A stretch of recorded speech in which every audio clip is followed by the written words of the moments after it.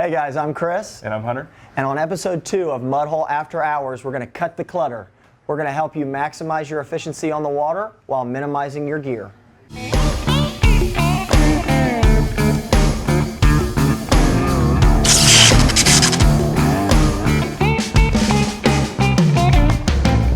Alright, so here we are. We're back. Episode 1 was cool. Now we've got episode 2, and we're going to talk about cutting the clutter a little bit. So, yeah, we're going to be talking about if we had to choose 5 rod blanks, okay, or 5 rods, what would be the most effective, most efficient 5 blanks that we would choose to fish anywhere? From, we'll say, anywhere from, we'll say like Cayuga Lake in New York, okay, to Florida, to maybe even out to like Wisconsin or California. Okay. 5 rod blanks. Yeah, all right, we could do that. Now do you think you could go into your boat right now, open that rod box and go, 5? I have to pick 5? 5? Yeah, it's going to be tough. Because usually we carry, I mean, in my boat, I usually carry probably a dozen to 15 Be honest. 20 rods at a time. Yeah, right, exactly. Well, you got to be ready. You have to for anything. Yeah, but let's take a step back, because how many multiples of individual rods do you have? There's definitely right? probably 3 or 4 models that I carry at least 2 of. Oh, absolutely.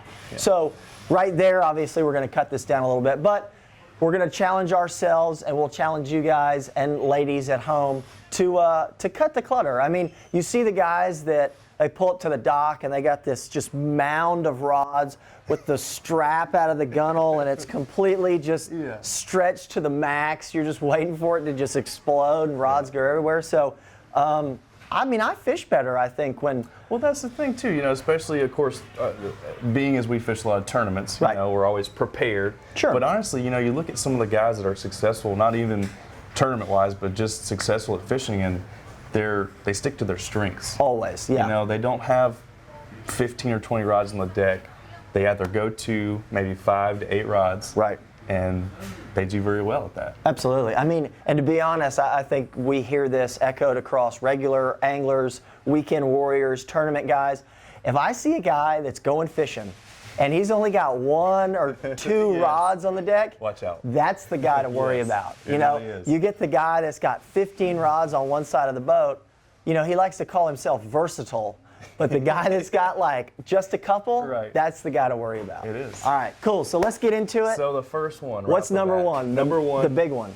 The biggest rod blank in our sales, history. Most popular. I've got multiples. Versatile. It's a 7-foot. It's a Mag Bass blank. It's a medium heavy. It's a fast action. Right. The MB843. MB843. I mean, we've got it in colors, metallics, white, slate. We've got every option. I mean, because that's it. That's the deal. I mean, I think when I first started, I came down here however many years ago that was, and right out of the gate, it was just like, well, you got to have this one. Have to. It's the first one. Yeah. Period. 7-foot, medium heavy. Yeah. I mean, that's a few characteristics that you hear off the bat. Somebody is looking for 7-foot, medium heavy, fast action, rod. Done. That's That'd probably be the one that you could just take and just to be your one rod. Oh yeah. And we could close the deal with that. Done. Right there. Yep. So, all right. Spinnerbait. Spinnerbaits. Regular worming. Any kind of worming, whether it's a Carolina rig, a Texas rig. Right.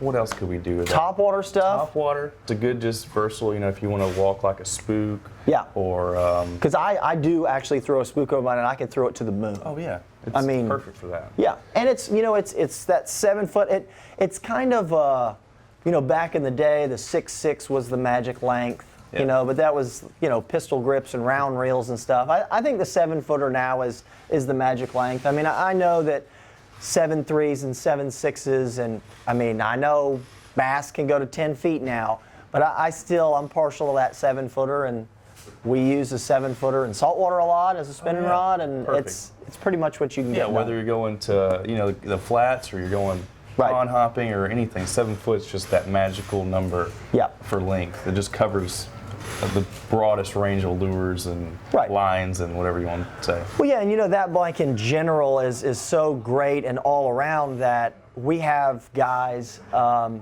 actually talked to a guy in Houston when we were out there for the Classic. It was great because when we go to these shows and we love when people come by the booth and say, hey, it's cool we love your blanks, or we love to do that, or we'd like to build this, or give me some advice on my next rod. Right. So a guy came by, he's out of Texas, Hardy Rods, and Joseph builds a killer blank, but he takes the MB843 and he has turned it into multiple rods. Okay. So he also takes it and cuts a little from the butt. Yes. Because we always recommend cutting from the butt to maintain the action and power. But, you know, when they wade fish down there, this is a saltwater rod. You know, having a little bit shorter rod when you're wade fishing is a little bit easier to land a fish. You know, maybe you're less likely to high stick it when you're trying to land a trout or something like that. But that's a great option that, you know, you can take that MB843 and maybe tweak it a little bit to a very specific. But the last rod I built was actually an MB843. I cut 2 inches off of it, and it's my double source rod. Perfect. So that's awesome. that covers that. Cool. Yeah, gotta have it. All right, so next one, I'm gonna do this one because I'm partial to this one. Okay. MB904. Okay. Which is 7.6. It's a heavy, and it's a Florida rod. It is. Period. It is big, easy, swim jig. You can pitch like a 1/2 ounce into the grass with it. That's it. I mean, it's a great all-around rod for your heavy cover stuff. Yes. You know, single swim baits on a 1/2 up to maybe a 3/4 of an ounce out on Tennessee River ledges. Anything that you're thinking like, I might need a little more power. Yes. That's the one I default to.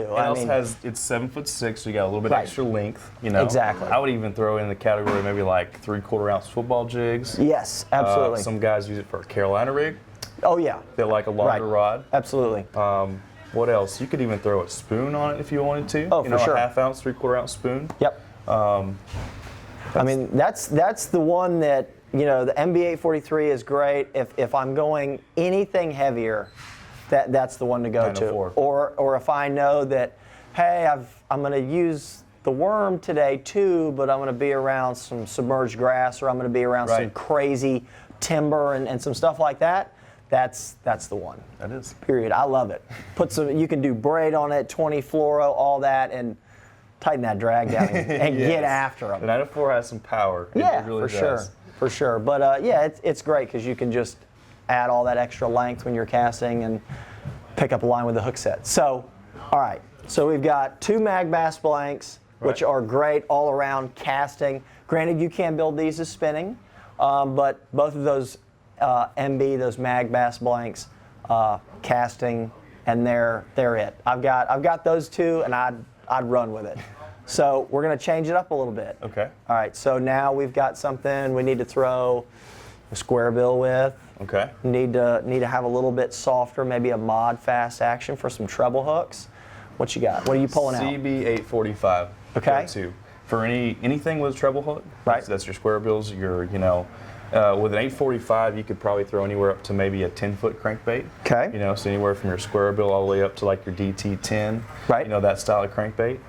Chatterbait is great for because, you know, it's got a mod fast action. Of course. It's a crankbait blank. Yep. So when you do hook up a fish on a chatterbait, it's gonna get, your tip's gonna give a little bit. You can actually land that fish, get into the boat. Yeah, because a lot of those guys that think initially, oh well, no, I want to throw the chatterbait on this, and you really have to think more about not necessarily throwing the chatterbait, but you have to think about how to fight the fish and how the fish eats it on the chatterbait. It's much more important because you can throw a chatterbait on a lot of different things, but you really need more of a mod fast type of a blended blank or something like that. Allow that fish to take that bait and then let him load up and then work it like that. It's a weird bait to throw. It is. It's almost like it's got trebles in it, but it doesn't. Almost fishes like a crankbait, but it has one hook. So that's where the mod fast action comes in perfect. Yeah. It's also not my personal preference for a topwater, but a lot of guys use it for a topwater rod. Right. Because obviously you're dealing with treble hooks most of the time with a spook or we'll say like a pop bar or something like 3 to 4 inch topwater bait, and it's got that mod fast action that will just your land percentage goes up. It really does, and the guys that tend to veer to that blank are the guys that are a braid to leader guy. Exactly. Whereas I know you when you throw the Devil's Horse, you're straight mono. Right. I mean, old school, like 15 or 17, big game, right? Correct. Okay, which is kind of what we recommend anyway, but we'll keep that in our pocket. Now, the guys that are braid to leader guys have found that going to a CB845 kind of slows all that down and helps that, the fish getting the bait, and the landing percentage of those fish goes way up when you've got that. So that's a great one. 845 is That's definitely a good one. Yeah. Yep. It is 7 foot, so maybe a little bit shorter than most guys would like a crankbait, rod. But we're looking for the most versatile, all around that covers the broadest range. Right, And exactly. I mean, when you is- get specialized and you need to throw a 22-foot diver, that's not what I would call maybe all around. Right. And then you got to go to something very, very specialized for that. Yeah. But in general, if you just wanted to pick out, a 1.5 KVD square bill and throw it, that's it. Yeah, so it is. That's the rod. Absolutely. All right, so cool. we're going to switch it up again a little bit. We're going to come back. So we got mag bass, we got crankbait blank, and now I'll talk about what I've been using a lot lately on the flats, as well as all I really did was just take it out of my bass boat and cut the shaky head off of it and take it saltwater fishing. That's really all I did. So, all right, so we have the Spin Jig Blank series, and this is an SJ842. You can take this anywhere on the planet. Fresh salt, it can do it all. It is a 2-power and 7 foot. So this is my shaky head. This is my single swimmer in the saltwater on the flats with like an 1/8 ounce of a jig head and a little paddle tail. You could get away with drop shot in this and do some other stuff. Or what's great is it does have the ability to throw spinner baits and square bills and all that stuff because it's got a faster tip. Right. But it is a little softer, so it broadens that range, what you can do with it. I know it's a great rod to hand, maybe your wife or girlfriend that doesn't want to throw a bait caster. I know my wife has pretty much stolen mine. I had to take it back from her because it does everything very, very well. I would say it's the MB843 of spinning rods. Absolutely. So that one is that, like I said, you can throw square bills on it, lighter spinner baits, saltwater stuff, any of that. Wherever you need, if somebody just said, hey, just bring a spinning rod, that's the spinning rod I'm bringing. If I know nothing else, hey, grab a spinning rod, that's the one I'm bringing. Perfect. So any type of finesse, wacky rigs you could throw in there. Oh yeah. Great wacky rig rod. Any of that stuff. So now, the champ's pick. This would be one that won the FLW Cup. We talk about this a lot. We talked about it in the last episode. And we talked about it in episode 1 for the Whopper Plopper, and it is the FP885. Yes. It is the at least for us. I know I've got 2 or 3 of them. Yep. Anywhere from obviously it's in the flipping and punching category. Right. So anywhere from I usually go down to maybe 3/8 is the lightest. Yeah. All the way up to an ounce and a quarter. You could get by with. I know we've in a tight situation we've flipped with almost an ounce and a quarter before. Right.